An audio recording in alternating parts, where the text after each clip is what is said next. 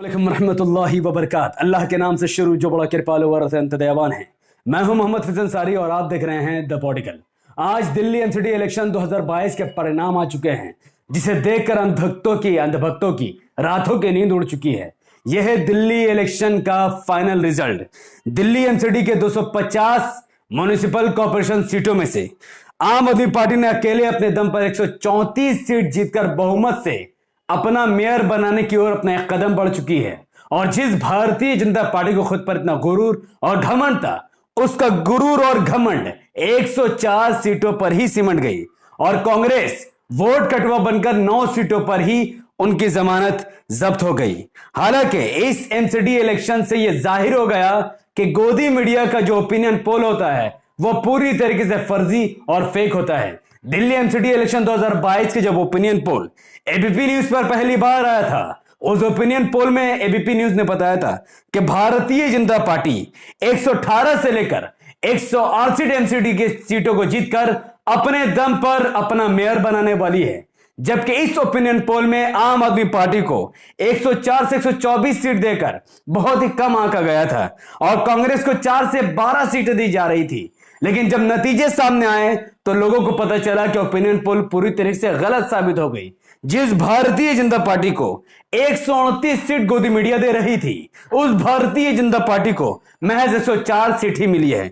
जहां तक exit poll की बात की जाए तो एग्जिट पोल कुछ हद तक रिजल्ट से मैच हुई है, क्योंकि एग्जिट पोल के मुताबिक 250 एमसीडी चुनाव की सीटों में से 149 से लेकर 171 सीटों पर आम आदमी पार्टी का कब्जा होगा और बीजेपी 69 से लेकर 91 सीटों पर ही सिमट जाएगी। लेकिन अंत में जो रिजल्ट आया वो एग्जिट पोल से थोड़ा सा अलग था। लेकिन एग्जिट पोल पर शुरू से यह बताया जा रहा था कि आम आदमी पार्टी 150 सीटों के आंकड़ा को बहुत ही आसानी से छू जाएगी। लेकिन क्या वजह है कि आखिर आम आदमी पार्टी 10 से 12 सीटें दूर हो गई 150 सीटों के आंकड़े को छूने के लिए? इसका सबसे बड़ी वजह है दिल्ली में रहने वाली मुसलमानों की आबादी। जी हां, दिल्ली में रहने वाले मुसलमानों ने आम आदमी पार्टी को वोट देने से इनकार कर दिया। कुल 9 सीटें ऐसी थी जहां पर आम आदमी पार्टी को मुसलमानों ने वोट नहीं दिया और दिल्ली के मुसलमानों की ही वजह से आम आदमी पार्टी 150 का आंकड़ा नहीं छू पाई। और यह बात खुद न्यूज 24 का चैनल पुकार कर कह रहा है, क्योंकि दिल्ली में मुसलमानों ने अपना जो कांग्रेस का 9 सीटें आई है दिल्ली एमसीडी चुनाव में, ये 9 सीट मुस्लिम बहुल इलाके से ही आई है, जिसका सबसे बड़ा परिणाम मैं इस वक्त आपको देने जा रहा हूं कि एआईएमआईएम के शुरू के जब मतगणना शुरू हुई तो एआईएमआईएम लीड ले रही थी और यह लीड दिल्ली के वार्ड नंबर 245 बिरिजपुरी से थी।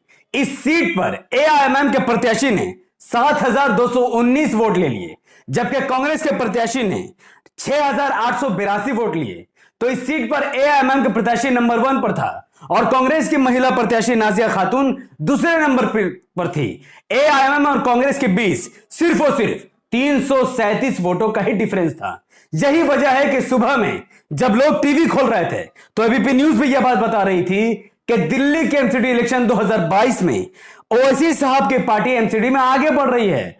और अब दूसरे मीडिया में भी आप देख सकते हैं, जब यह पोस्ट सोशल मीडिया पर वायरल हो रही थी कि दिल्ली के एमसीडी में खुला एआईएमआईएम का खाता। ये दोनों न्यूज बिल्कुल सही थी और ये दोनों न्यूज में ही एआईएमआईएम बिल्कुल एमआईएम का खाता खुलने वाला था। लेकिन अंत तक ये देखा गया कि कांग्रेस के प्रत्याशी आखिरकार नाजिया खातून एआईएमआईएम के प्रत्याशी को हराते हुए दिल्ली के वार्ड नंबर 245 के बिरिजपुरी सीट से एआईएमआईएम हार गई और कांग्रेस की प्रत्याशी जीत गई।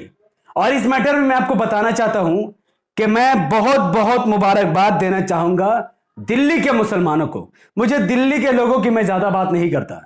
दिल्ली में किसकी सरकार गिरी, किसकी सरकार बनी, मुझे इससे कोई परवाह नहीं है। आम आदमी पार्टी की दिल्ली में सरकार बनी है और अरविंद केजरीवाल की बहुत बड़ी जीत हुई है।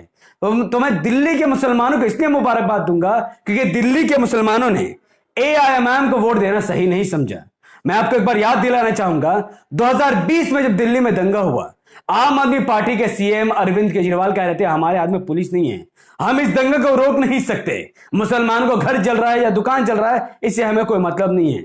जब मुसलमानों के घरों में बुलडोजर चल रहा था सन 2021 में, उस वक्त भी अरविंद केजरीवाल ने कहा कि हमारे अंडर कुछ नहीं है। लेकिन ये वही अरविंद केजरीवाल है कि जब तबलीगी जमात पर यह एलिगेशन लगाया गया कि वो कोरोना फैला रहे हैं दिल्ली में, पूरे भारत में, तो अरविंद केजरीवाल ने आगे बढ़कर तबलीगी जमात के प्रमुख मौलाना साद साहब पर एफआईआर दर्ज करवा दी।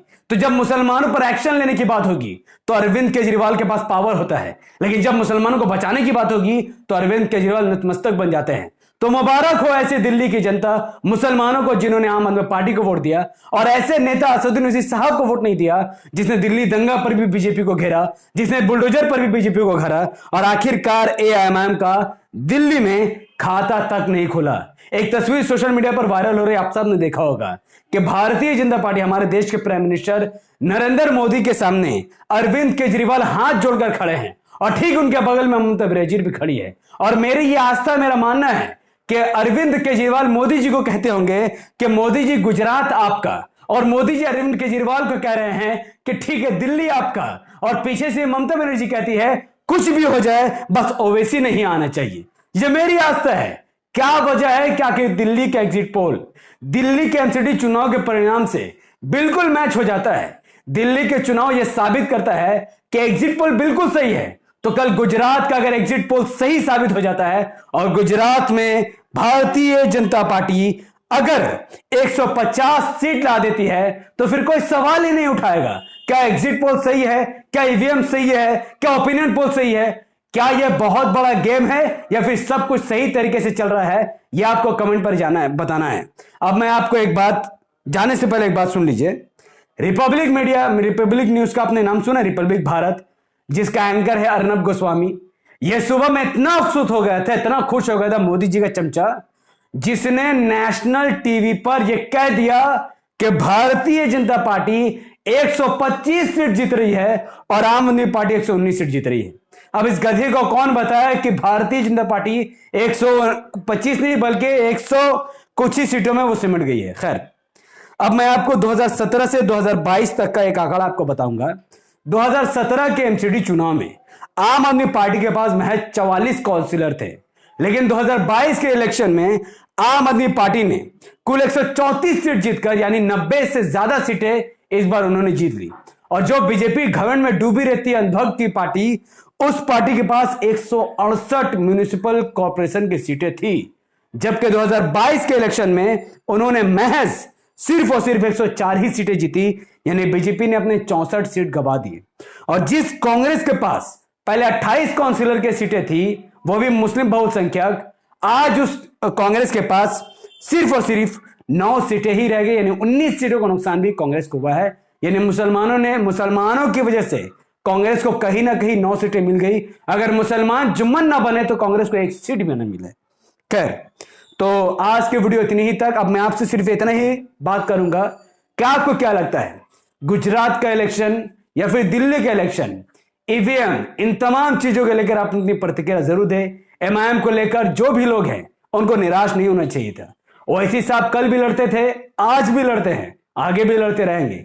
एक इलेक्शन हार जाने से हमारी लड़ाई रुक नहीं जाती, या फिर हमें हिम्मत नहीं हारना चाहिए। जो मोमिन होता है वो कभी निराश नहीं होता, बल्कि उसे हमेशा आगे के लिए तैयारी करनी चाहिए, मेहनत करनी चाहिए। आने वाले वक्त में दिल्ली के एमपी इलेक्शन, लोकसभा इलेक्शन और विधानसभा इलेक्शन में एएमएम पूरी ताकत से चुनाव लड़ेगी और ईंट का जवाब पत्थर से देगी। इस वीडियो को लाखों लोगों तक पहुंचाने के लिए इस वीडियो को लाइक कीजिए। इसके लिंक को व्हाट्सएप, फेसबुक, इंस्टाग्राम जैसे सोशल मीडिया के प्लेटफॉर्म पर शेयर कीजिए।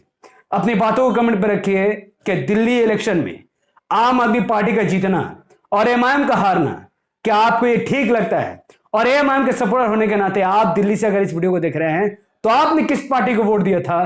कमेंट से ही साबित हो जाएगा कि ईवीएम सही है या फिर नहीं। अपनी बात कमेंट पर जरूर रखिए कि आपने किसे वोट दिया, आप किस पार्टी के समर्थन करते हैं। हमारे यूट्यूब चैनल द पॉडिकल को सब्सक्राइब कीजिए, बेल आइकन को हिट कीजिए। अगर आप सब इस वीडियो को हमारे फेसबुक चैनल द पॉडिकल न्यूज पर देख रहे थे तो इसे लाइक और फॉलो करें, 5 बड़े ग्रुप में शेयर करें, मुझे अपनी दुआ में याद रखें। बहुत बहुत शुक्रिया। अस्सलाम वालेकुम रहमतुल्लाहि व बरकात। अल्लाह के सलाम के रहमत बरकात अब तमाम भाई और बहनों पर हो। मे अल्लाह बी पीस अपॉन अस।